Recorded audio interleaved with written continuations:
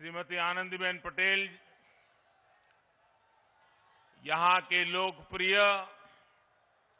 और ऊर्जावान मुख्यमंत्री श्रीमान योगी आदित्यनाथ जी,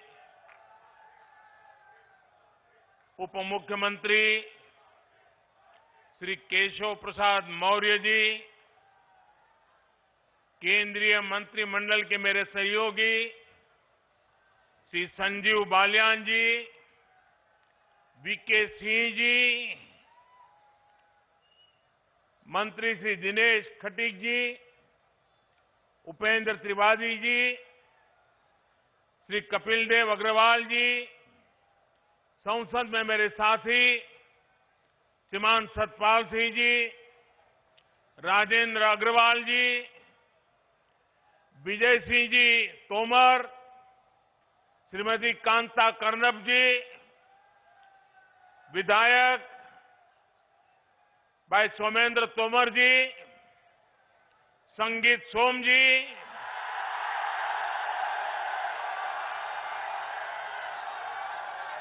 जितेंद्र सतवाल जी,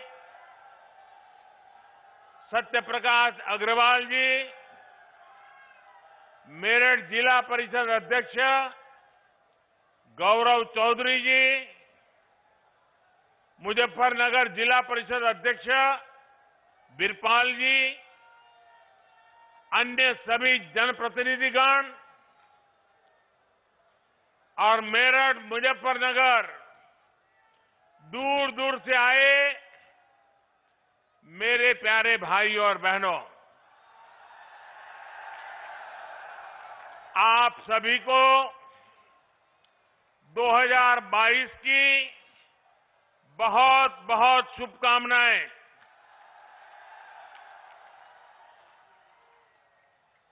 साल की शुरुआत में मेरठ आना अपने आप में मेरे लिए बहुत अहम है। भारत के इतिहास में मेरठ का स्थान सिर्फ एक शहर का नहीं है, बल्कि मेरठ हमारी संस्कृति, हमारे सामर्थ्य का भी महत्वपूर्ण केंद्र है। रामायण और महाभारत काल से लेकर जैन तीर्थंकरों और पंच प्यारों में से एक भाई धर्मसिंह तक मेरठ ने देश की आस्था को ऊर्जावान किया है। सिंधु घाटी की सभ्यता से लेकर देश के पहले स्वतंत्रता संग्राम तक इस क्षेत्र ने दुनिया को दिखाया है कि भारत का सामर्थ्य क्या होता है। 1857 में बाबा ओगडनाथ मंदिर और वहीं से आजादी की जो ललकार उठी, दिल्ली कूच का आह्वान हुआ, उसने गुलामी की अंधेरी सुरंग में देश को नई रोशनी दिखा दी। क्रांति की इसी प्रेरणा से आगे बढ़ते हुए हम आजाद हुए और आज गर्व से अपनी आजादी का अमृत महोत्सव मना रहे हैं। मेरा सौभाग्य है कि यहां आने से पहले मुझे बाबा ओगडनाथ मंदिर जाने का अवसर मिला। मैं अमर जवान ज्योति भी गया, स्वतंत्रता संग्राम संग्रहालय में उस अनुभूति को महसूस किया जो देश की आजादी के लिए कुछ कर गुजरने वालों की दिलों में एक लालायित थी। भाइयों और बहनों, मेरठ और आसपास के इस क्षेत्र ने स्वतंत्र भारत को भी नई दिशा देने में महत्वपूर्ण योगदान दिया है। राष्ट्र रक्षा के लिए सीमा पर बलिदान हो या फिर खेल के मैदान में राष्ट्र के लिए सम्मान, राष्ट्रभक्ति की अलख को इस क्षेत्र ने सदा सर्वदा प्रज्वलित रखा है। नूरपुर मड़ैया ने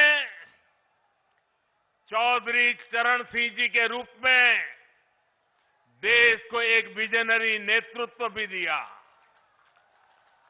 मैं इस प्रेरणा स्थली का वंदन करता हूं, मेरठ और इस क्षेत्र के लोगों का अभिनंदन करता हूं। भाइयों और बहनों, मेरठ देश की एक और महान संतान मेजर ध्यानचंद जी की भी कर्मस्थली रहा है। कुछ महीने पहले केंद्र सरकार ने देश के सबसे बड़े खेल पुरस्कार का नाम दद्दा के नाम पर कर दिया। आज मेरठ की स्पोर्ट्स यूनिवर्सिटी मेजर ध्यानचंद जी को समर्पित की जा रही है। और जब इस यूनिवर्सिटी का नाम मेजर ध्यानचंद जी से जुड़ जाता है तो उनका पराक्रम तो प्रेरणा देता ही है, लेकिन उनके नाम में भी एक संदेश है। उनके नाम में जो शब्द है ध्यान, बिना ध्यान केंद्रित किए, बिना फोकस एक्टिविटी किए कभी भी सफलता नहीं मिलती है। और इसलिए जिस यूनिवर्सिटी का नाम ध्यानचंद से जुड़ा हुआ हो, वहां पूरे ध्यान से काम करने वाले नौजवान देश का नाम रोशन करेंगे, ये मुझे पक्का विश्वास है। मैं उत्तर प्रदेश के नौजवानों को यूपी की पहली स्पोर्ट्स यूनिवर्सिटी के लिए बहुत बहुत बधाई देता हूं। 700 करोड़ रुपए की लागत से बनने वाली ये आधुनिक यूनिवर्सिटी दुनिया की श्रेष्ठ स्पोर्ट्स यूनिवर्सिटी में से एक होगी। यहां युवाओं को खेलों से जुड़ी अंतर्राष्ट्रीय सुविधाएं भी तो मिलेगी, ये एक करियर के रूप में स्पोर्ट्स को अपनाने के लिए जरूरी स्किल्स का निर्माण करेगी। यहां से हर साल 1000 से अधिक बेटे बेटियां बेहतरीन खिलाड़ी बनकर निकलेंगे। यानी क्रांतिवीरों की नगरी, खेल वीरों की नगरी के रूप में भी अपनी पहचान को और सशक्त करेगी। साथियों, पहले की सरकारों से यूपी में, जब पहलों की सरकारें थी तब यूपी में अपराधी अपना खेल खेलते थे, माफिया अपना खेल खेलते थे। पहले यहां अवैध कब्जे के टूर्नामेंट होते थे, बेटियों पर फप्तियां कसने वाले खुलेआम घूमते थे। हमारे मेरठ और आसपास के क्षेत्रों के लोग कभी भूल नहीं सकते कि लोगों के घर जला दिए जाते थे। और पहले की सरकार अपने खेल में लगी रहती थी। पहले की सरकारों के खेल का ही नतीजा था कि लोग अपना पुश्तैनी घर छोड़कर पलायन के लिए मजबूर हो गए थे। अब योगी जी की सरकार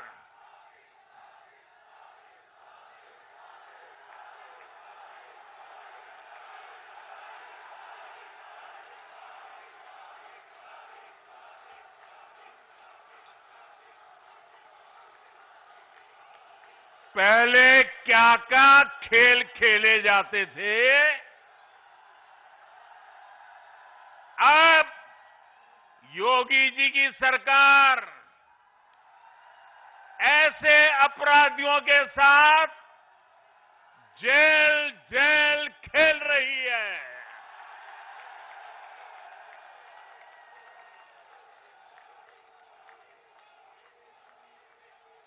पांच साल पहले इसी मेरठ की बेटियां शाम होने के बाद अपने घर से निकलने से डरती थी। आज मेरठ की बेटियां पूरे देश का नाम रोशन कर रही है। यहां मेरठ के सोतीगंज बाजार में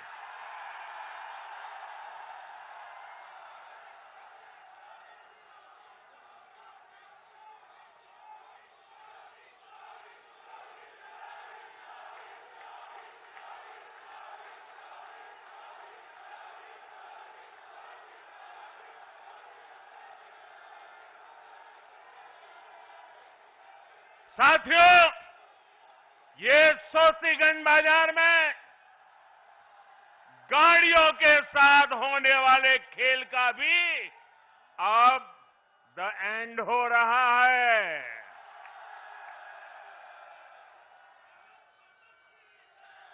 अब यूपी में असली खेल को बढ़ावा मिल रहा है। यूपी के युवाओं को खेल की दुनिया में छा जाने का मौका मिल रहा है।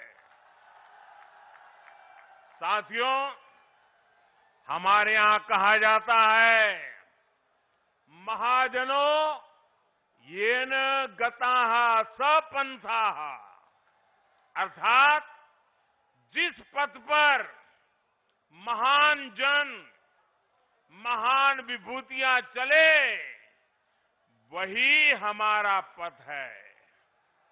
लेकिन अब हिंदुस्तान बदल चुका है।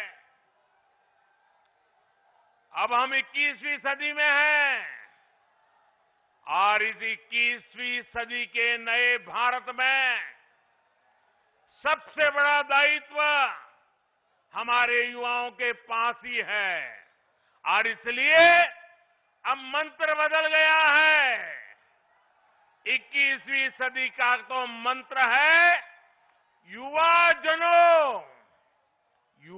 जनो येन गताः स पंथाः।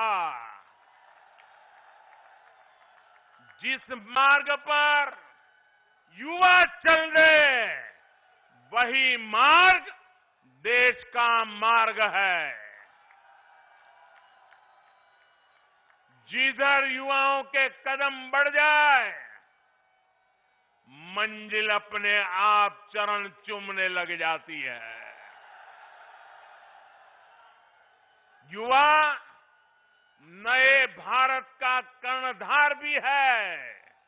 युवा नए भारत का विस्तार भी है। युवा नए भारत का नियंता भी है और युवा नए भारत का नेतृत्व करता भी है। हमारे आज के युवाओं के पास प्राचीनता की विरासत भी है, आधुनिकता का बोध भी है और इसलिए जिधर युवा चलेगा उधर भारत भी चलेगा। और जिधर भारत चलेगा, जिधर भारत चलेगा उधर ही अब दुनिया चलने वाली है।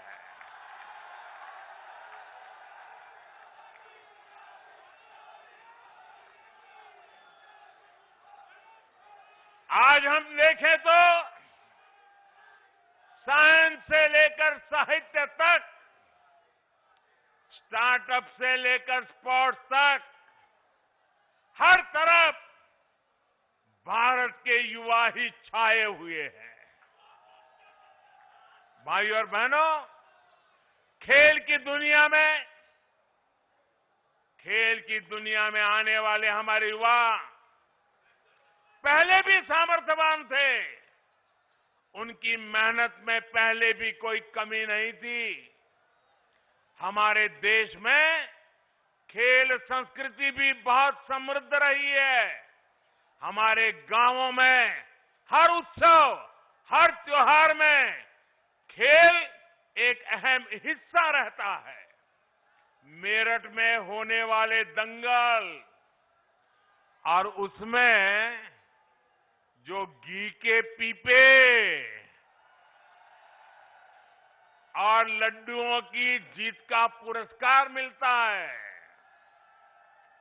उस स्वाद के लिए किसका मन मैदान में उतरने के लिए ना हो। लेकिन ये भी सही है कि पहले की सरकार की नीतियों की वजह से खेल और खिलाड़ियों को उनकी तरफ देखने का नजरिया बहुत अलग रहा। पहले शहरों में जब कोई युवा अपनी एक पहचान, अगर वो अपनी पहचान एक खिलाड़ी के रूप में बताता था, अगर वो कहता था कि मैं खिलाड़ी हूं, मैं फलाना खेल खेलता हूं, मैं उस खेल में आगे बढ़ा हूं, तो सामने वाले क्या पूछते थे मालूम है? सामने वाले पूछते थे, अरे बेटे खेलते हो ये तो ठीक है, लेकिन काम क्या करते हो? यानी खेल की कोई इज्जत ही नहीं मानी जाती थी।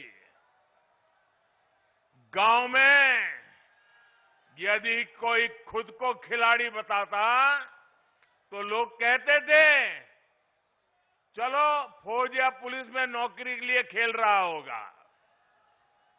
यानी खेलों के प्रति सोच और समझ का दायरा बहुत सीमित हो गया था।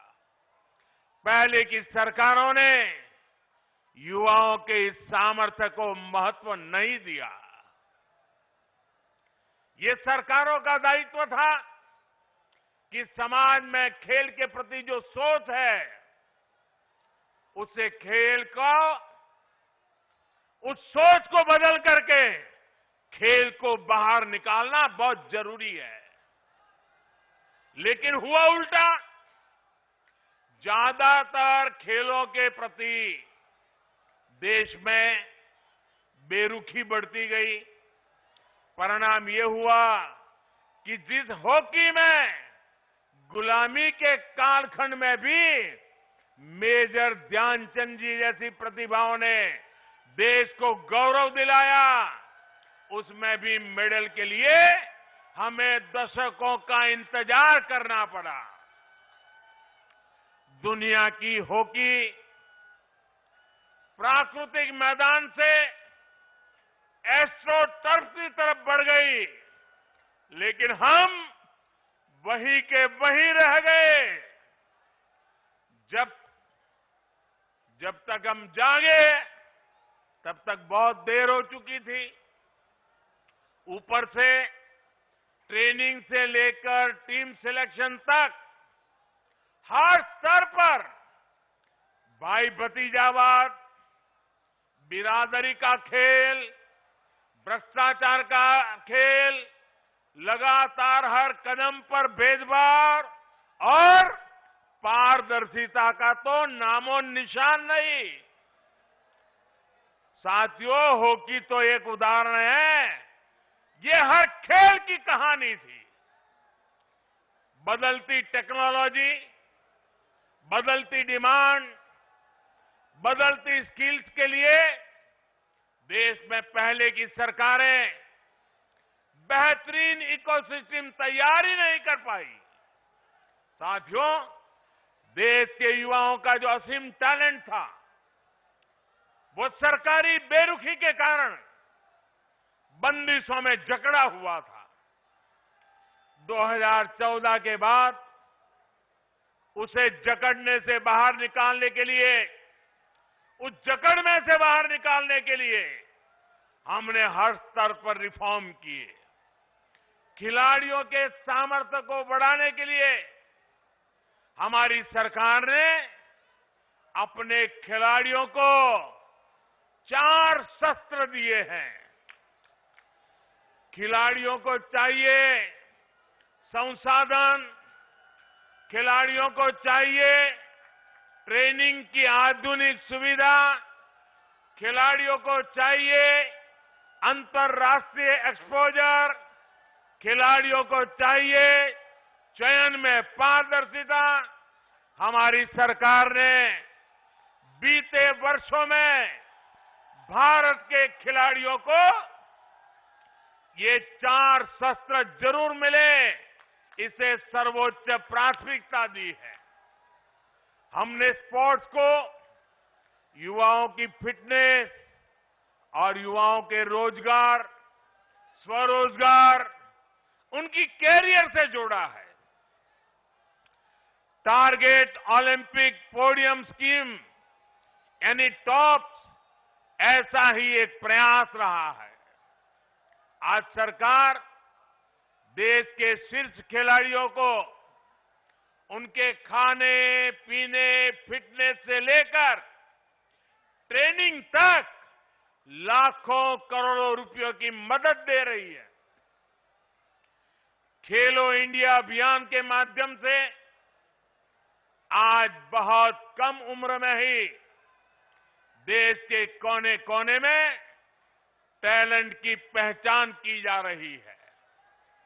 ऐसे खिलाड़ियों को इंटरनेशनल लेवल का एथलीट बनाने के लिए उनकी हर संभव मदद की जा रही है।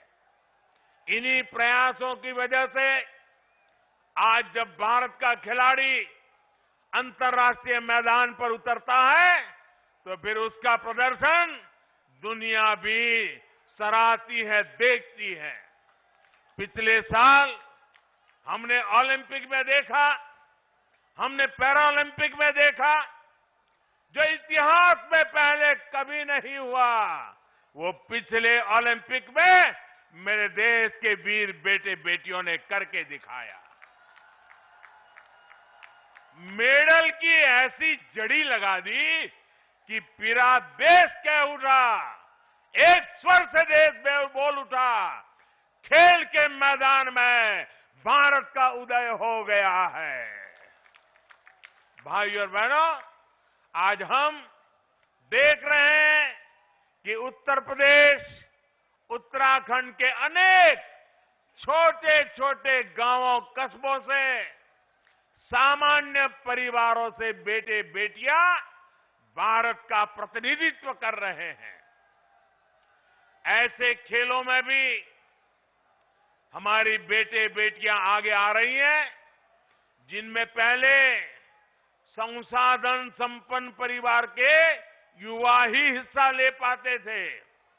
इसी क्षेत्र के अनेक खिलाड़ियों ने ओलंपिक्स और पैरालंपिक्स में देश का प्रतिनिधित्व किया है। सरकार गांव-गांव में जो आधुनिक स्पोर्ट्स इंफ्रास्ट्रक्चर निर्माण कर रही है, उसका ही ये परिणाम है। पहले बेहतर स्टेडियम सिर्फ बड़े शहरों में ही उपलब्ध थे। आज गांव के पास ही खिलाड़ियों के ये सुविधा दी जा रही है। साथियों, हम जब भी एक नई कार्य संस्कृति को बढ़ाने का प्रयास करते हैं, तो इसके लिए 3 चीजें जरूरी होती है: सानिध्य, सोच और संसाधन। खेलों से हमारा सानिध्य सदियों पुराना रहा है, लेकिन खेल की संस्कृति पैदा करने के लिए खेलों से हमारे पुराने संबंध से ही काम नहीं चलेगा।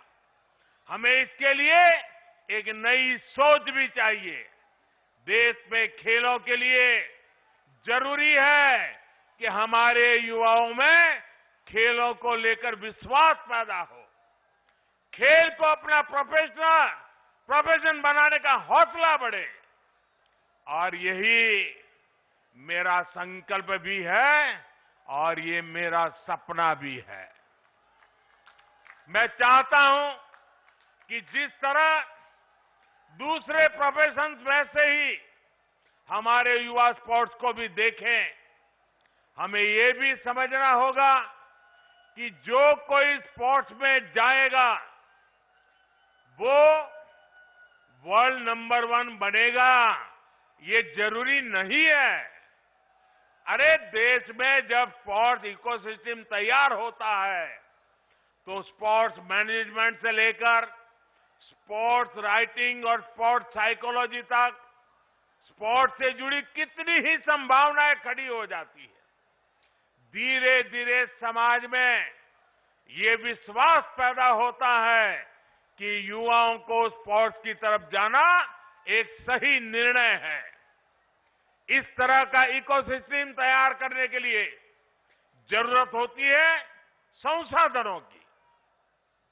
जब हम जरूरी संसाधन, जरूरी इंफ्रास्ट्रक्चर विकसित कर लेते हैं, तो खेल की संस्कृति मजबूत होने लगती है। अगर खेलों के लिए जरूरी संसाधन होंगे, तो देश में खेलों की संस्कृति भी आकार लेगी, विस्तार लेगी। इसलिए आज इस तरह की स्पोर्ट्स यूनिवर्सिटी इतनी ही जरूरी है। ये स्पोर्ट्स यूनिवर्सिटी खेल की संस्कृति के पुष्पित पल्लवित होने के लिए एक नर्सरी की तरह काम करती है। इसलिए ही आजादी के 7 दशक बाद 2018 में पहली नेशनल स्पोर्ट्स यूनिवर्सिटी हमारी सरकार ने मणिपुर में स्थापित की। बीते 7 सालों में देश भर में स्पोर्ट्स एजुकेशन और स्किल्स से जुड़े अनेकों संस्थानों का उनको आधुनिक बनाया गया है। और अब आज Major Dhyanchand sports university sports में हायर एजुकेशन का एक और श्रेष्ठ संस्थान देश को मिला है। साथियों, खेल की दुनिया से जुड़ी एक और बात हमें याद रखनी है, और मेरठ के लोग तो इसे अच्छी तरह जानते हैं। खेल से जुड़ी सर्विस और सामान का वैश्विक बाजार लाखों करोड़ रुपए का है। यहां मेरठ से ही अभी 100 से अधिक देशों को स्पोर्ट्स का सामान निर्यात होता है। मेरठ लोकल के लिए वोकल तो है ही, लोकल को ग्लोबल भी बना रहा है।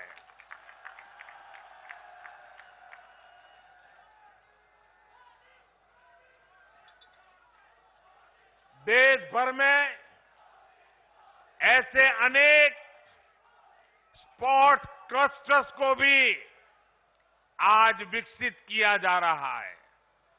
मकसद यही है कि देश स्पोर्ट्स के सामान और उपकरणों की मैन्युफैक्चरिंग में भी आत्मनिर्भर बन सके।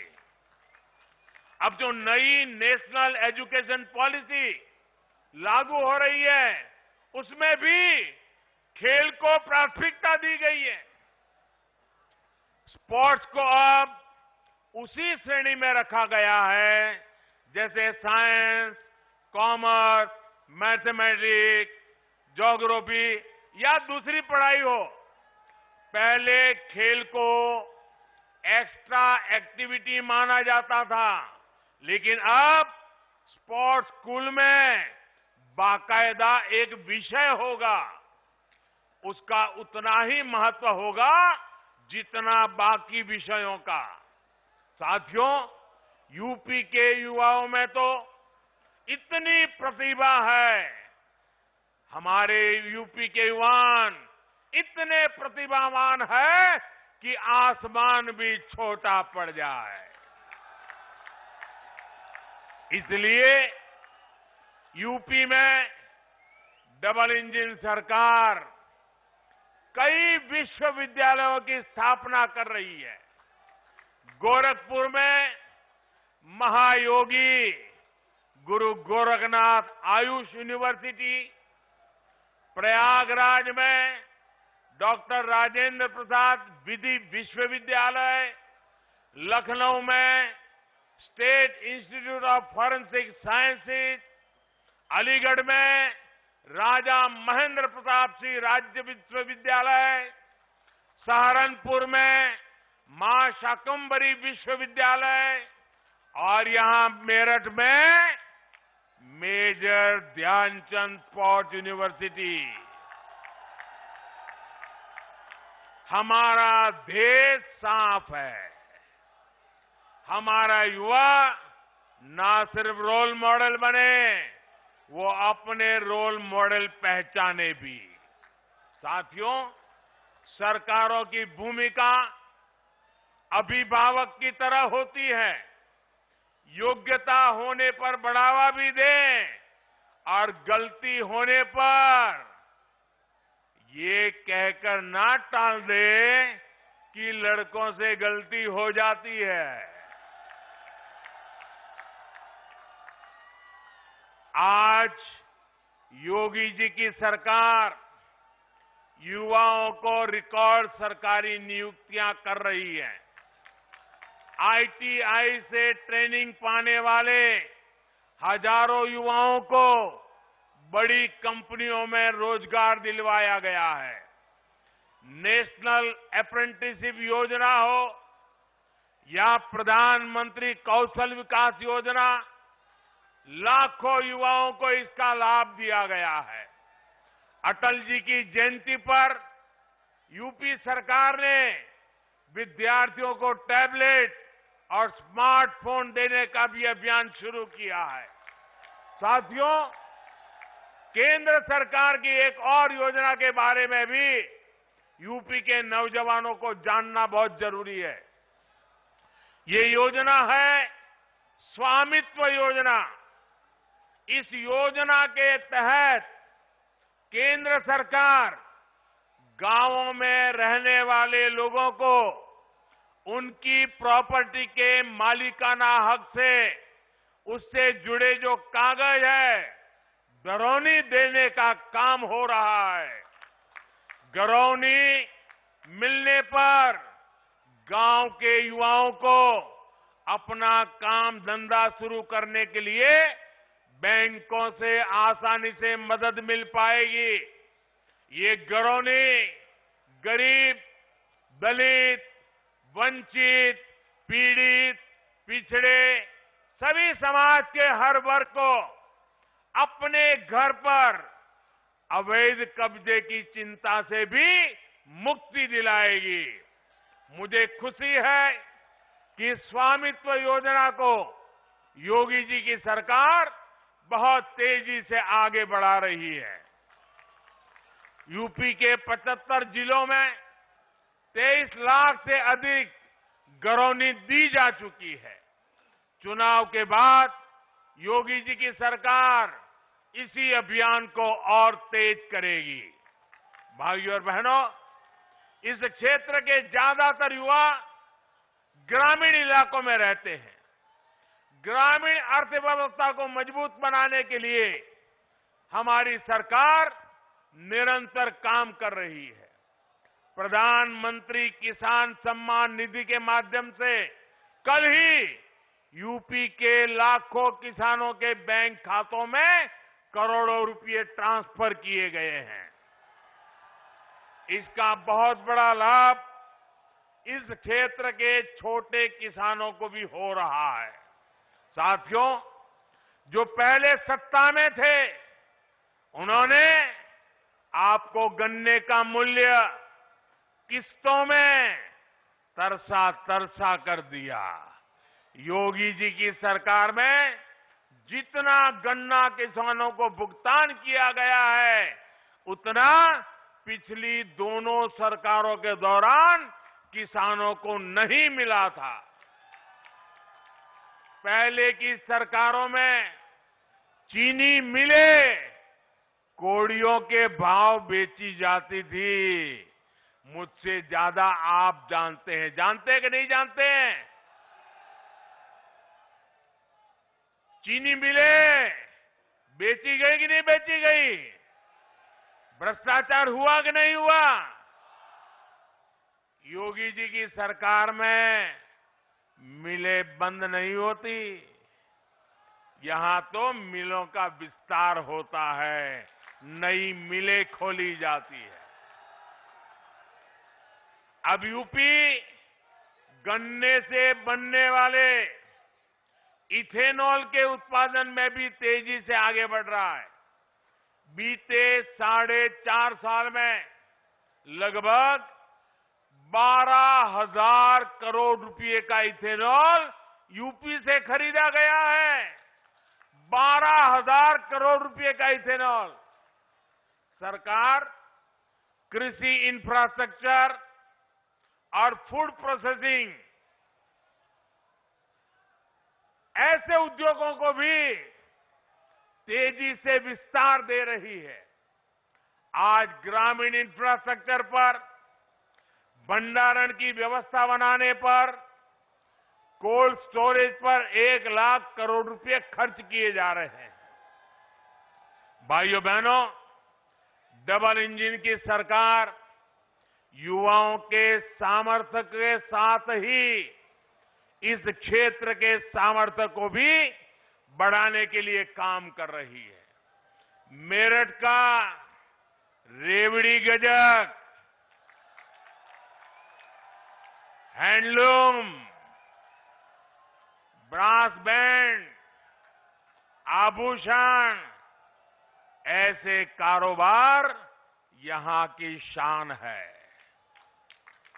मेरठ, मुजफ्फरनगर में छोटे और लघु उद्योगों का और विस्तार हो, यहां बड़े उद्योगों का मजबूत आधार बने, यहां के कृषि उत्पादों, यहां की उपज को नए बाजार मिले, इसके लिए भी आज अनेक विध प्रयास किए जा रहे हैं।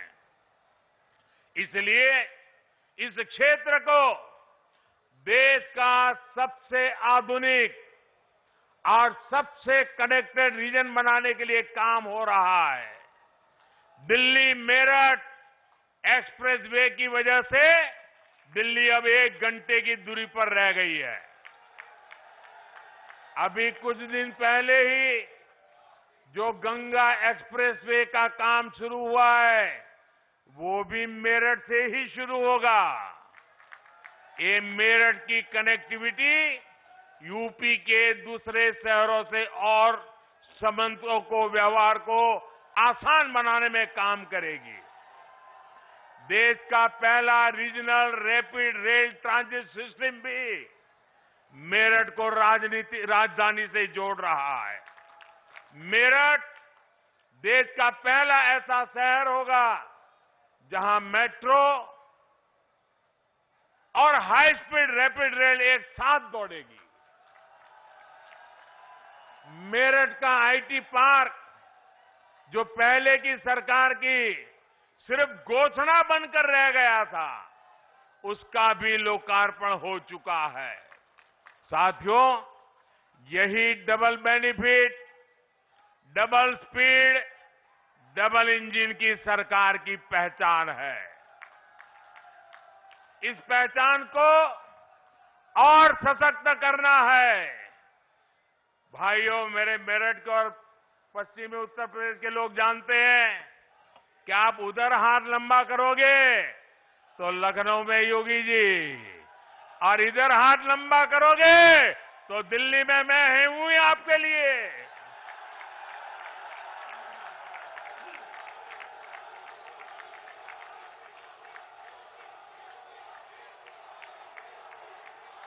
विकास की गति को और बढ़ाना है।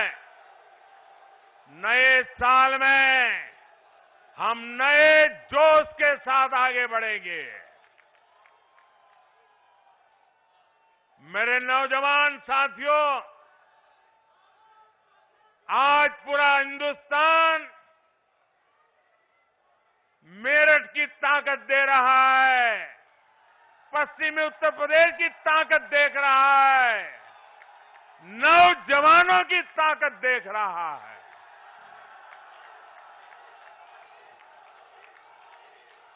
ये ताकत देश की ताकत है और इस ताकत को और बढ़ावा देने के लिए एक नए विश्वास के साथ एक बार फिर आपको मेजर ध्यानचंद स्पोर्ट्स यूनिवर्सिटी के लिए बहुत बहुत बधाई। भारत माता की, भारत माता की, भारत माता की।